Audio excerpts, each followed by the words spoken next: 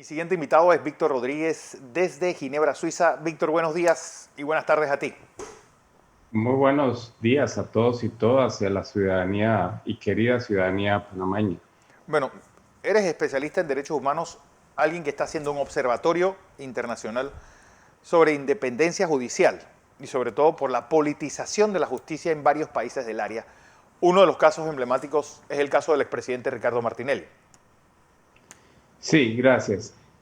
Un observatorio internacional sobre independencia judicial es un proyecto a nivel latinoamericano, pero nos estamos focalizando o como satelizando los problemas en varios países de la región: Panamá, Ecuador, México, El Salvador, Guatemala y otros países. Panamá es de interés para este proyecto porque hemos encontrado que a partir de casos concretos, no pocos, ni no solo el caso de Martinelli, estamos ante un fenómeno de politización de la justicia o la judicialización de la política. Son dos fenómenos que en el caso de Panamá actúan de manera paralela.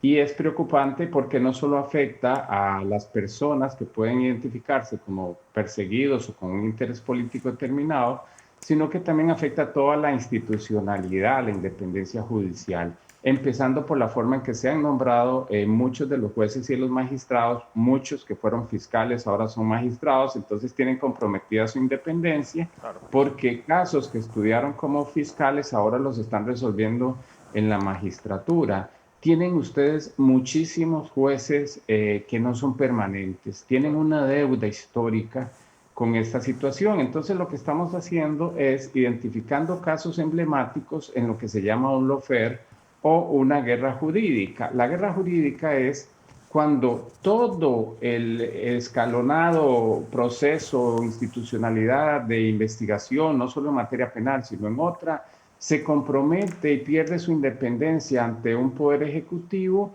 que asume, inclusive por razones históricas, y compromete el trabajo de la justicia, la cual deja de ser independiente para obtener unos resultados efectivistas, electoralistas, para hacer creer de alguna u otra manera que se está haciendo justicia mediáticamente en cuanto a procesos donde las sentencias ya son previas, ya las personas están condenadas ante la prensa, y eso genera una presión mediática muy Claro. compleja, y quien pierde es toda la ciudadanía, que son los usuarios de la independencia judicial. Ustedes todos. Bueno, originalmente esto llega y emite la Oficina de Derechos Humanos una declaración por la detención arbitraria del expresidente, en el denominado caso Pinchazo. Sí, ese es un caso que se presentó por violación al derecho a la libertad del presidente Martinelli, y el grupo de trabajo de detención arbitraria hizo un análisis de todo el proceso, tanto de la prueba, no solo de la manera en que fue detenido, sino la prueba, cómo se instruyó, cómo se investigó, las debilidades del proceso, y prácticamente emitió una resolución que debe ser cumplida, pero que no ha sido cumplida por Panamá. Después, en el proceso, se le absuelve al presidente Martinelli, pero luego se genera una nulidad y ahora se está repitiendo el proceso. Yo siempre digo que en guerra avisada no muere soldado. Si ya las Naciones Unidas observó el proceso, hizo una mirada desde afuera de los estándares internacionales, es decir, de los tratados Uh -huh. que México, que Panamá se ha comprometido a cumplir, y ya hizo un análisis de este caso, entonces ya debería de observarse esos estándares y no ignorarlos.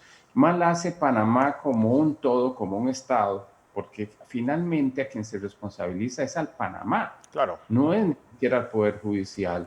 Y quien va a pagar las consecuencias en términos de reparaciones es el pueblo, a través de las reparaciones eventuales que se pueden cobrar. Entonces es un tema de actitud, es un tema de que si se compromete el Estado a asumir la responsabilidad de cumplir los tratados internacionales, lo tiene que hacer de buena fe, con humildad inclusive, siguiendo los estándares internacionales y no ignorándolos. Ahora, mucho ojo, porque en el caso de Martinelli, lo mismo en el caso de Ricardo Trat, que es también otro señor al que se le demostró la detención ilegal y arbitraria por años y sigue vinculado por proceso. hay consecuencias, ¿no? Y esas consecuencias son un incumplimiento de carácter internacional, una mora de carácter internacional. Deja mal parado a Panamá. Ahora, en el caso Martinelli, el caso también se está tramitando ante el Comité de Derechos Humanos, no solo ante el Grupo de Trabajo de Detención Arbitraria. Nosotros estamos lanzando un libro próximamente sobre la obligatoriedad de las resoluciones de órganos internacionales en general por violaciones de derechos humanos. A mí me ha llamado la atención que en Panamá hay un problema de cultura jurídica que creen que el litigio internacional empieza y muere en el sistema interamericano. Y eso es un grave error. No solo Comisión y Corte Interamericana existen, más bien quisiera recapitular que antes de la Comisión y el sistema interamericano y la Convención Americana, ya existía en Naciones Unidas un tratado anterior a la Convención Americana, que más bien la Convención Americana copia los estándares de ese tratado. Es el Pacto de Derechos Civiles y Políticos de 1966, Ajá. que son los estándares que utilizó el grupo de trabajo para determinar las violaciones por detención ilegal y arbitraria en el caso de Martinelli, en el caso de Ricardo Trat. Pero también el Comité de Derechos Humanos usa ese estándar. Entonces, los jueces lo que deben hacer, en lugar de taparse la vista, es aplicar los tratados internacionales, no solo la Convención, sino como el Pacto como derecho interno en Panamá, aquí y ahora. Si los jueces y juezas creen que los tratados de derechos internacionales son solamente para litigar afuera, están totalmente equivocados porque hay un control de convencionalidad que se aplica en todas las circunstancias en el marco del bloque de constitucionalidad de Panamá. Entonces, la tarea que hay, yo creo, es reeducar o deconstruir la mentalidad de que los tratados no son vinculantes para Panamá. Esa es una tarea apoteósica que hay y que empieza en las facultades de Derecho, pero yo también me pregunto dónde está el colegio de abogados, los colegios de abogados en Eso estos mismo temas, estamos porque son preguntándonos ellos nosotros. los usuarios del sistema de justicia. Entonces, aquí no se trata de defender o no a Martinelli, se trata de defender la institucionalidad, porque esas debilidades institucionales en la falta de utilización y vinculatoriedad de las decisiones de Naciones Unidas, que son órganos creados por tratados, son vinculantes, son obligatorios, no están pintados en la pared. Este libro, escrito por el relator especial de Naciones Unidas sobre justicia transicional, trata de este tema. Víctor, también hay una medida de protección dictada por Naciones Unidas sobre el tema de salud del expresidente.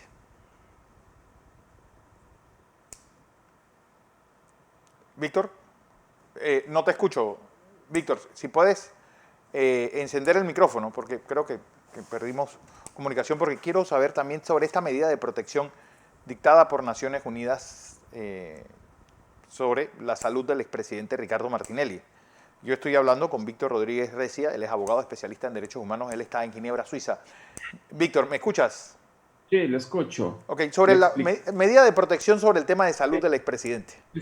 Sí, sí, pero esa medida de protección es una especie de medida cautelar emitida por el Comité de Derechos Humanos, no por el Sí. grupo de trabajo. El Comité de Derechos Humanos, que es donde también está el caso de Martinelli, se emitió una medida de protección en relación con el tema de la salud y del cual debe de informarse a este Comité de Derechos Humanos. Si se le está respetando, digamos, los temas o los riesgos que puede tener en el marco de su detención, pero también en las circunstancias de todo el caso que a él lo involucra. Es decir, no se limita solo a la situación carcelaria en que él estuvo, especialmente porque ha pasado por unos trances médicos que están documentados que son importantes. Claro.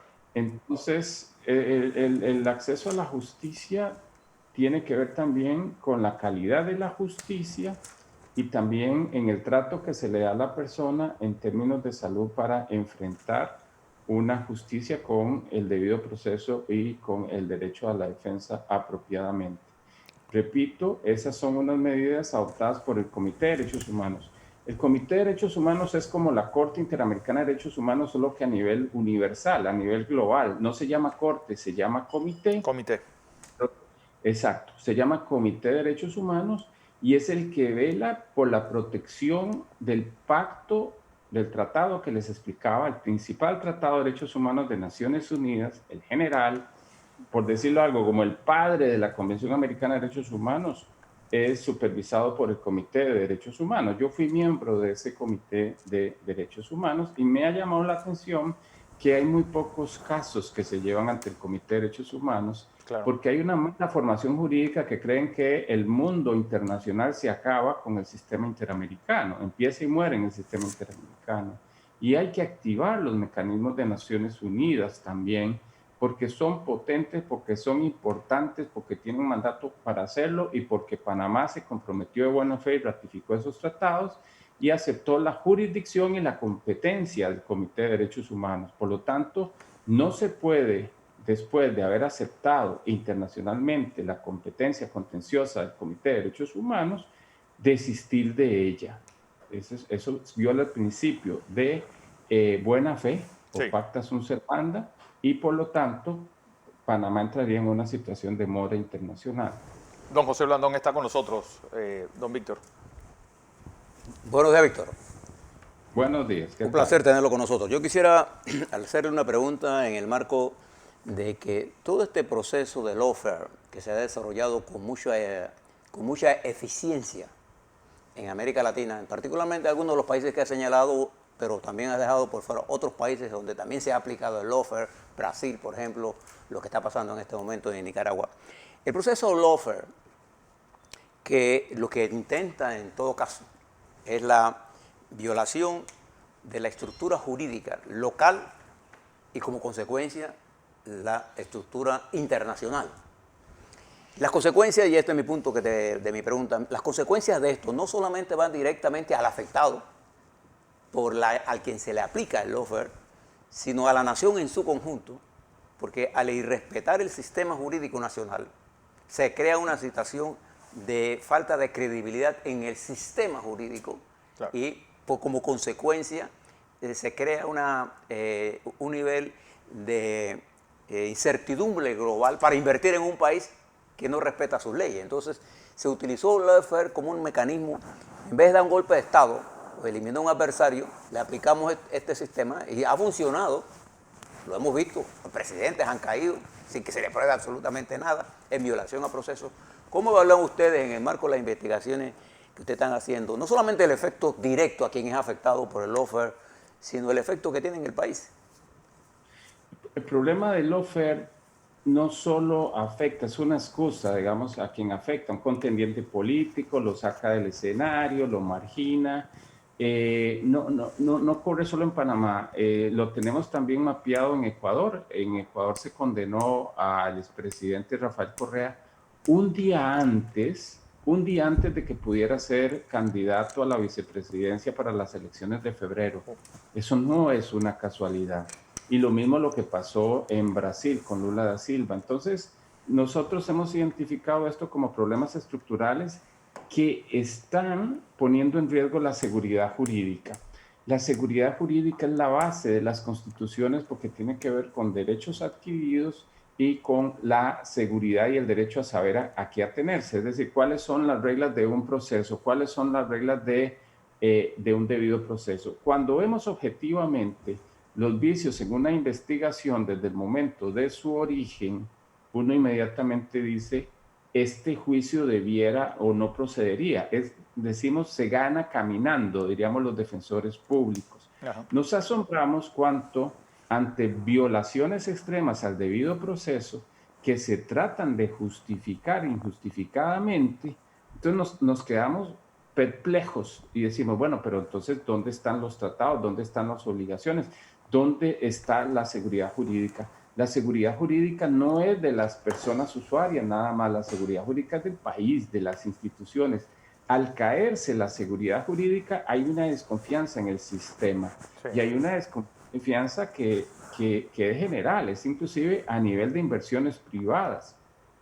¿Qué me garantiza a mí que pueda un proceso o una contratación por ejemplo, con el Estado, que por una persecución, porque en el lawfare entran en juego también particulares, empresarios, acusaciones, se hacen paquetes para tratar de demostrar, por ejemplo, el lawfare es llegar a una conclusión primero sin demostración. Entonces Exacto. se llega a la conclusión, vamos a demostrar la culpabilidad de esta persona, de este empresario o de quien sea. Pero entonces se construye la prueba y ahí está el problema.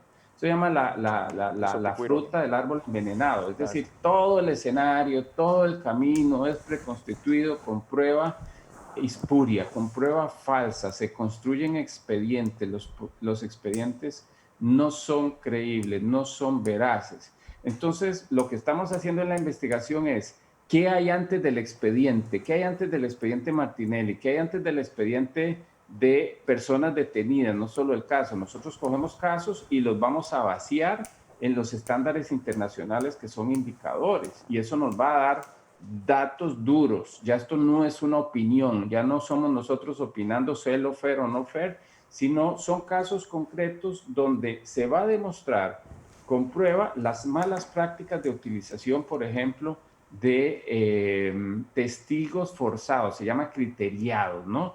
Arreglados, obligados, presionados, coaccionados para declarar y armar expedientes e investigaciones, ¿verdad? Ese es lo que nos trae, eso es un lawfare. Perdemos todos. Perdemos todos, ¿por qué? Porque estos casos se van a anular, créanme, tarde o temprano. Si no va a ser en Panamá, porque si no quieren cumplir la tarea de hacerlo seriamente, porque eso es un problema de compromiso, Sí. entonces van a ser declaradas las nulidades internacionalmente, como ya está el camino dispuesto para hacerlo.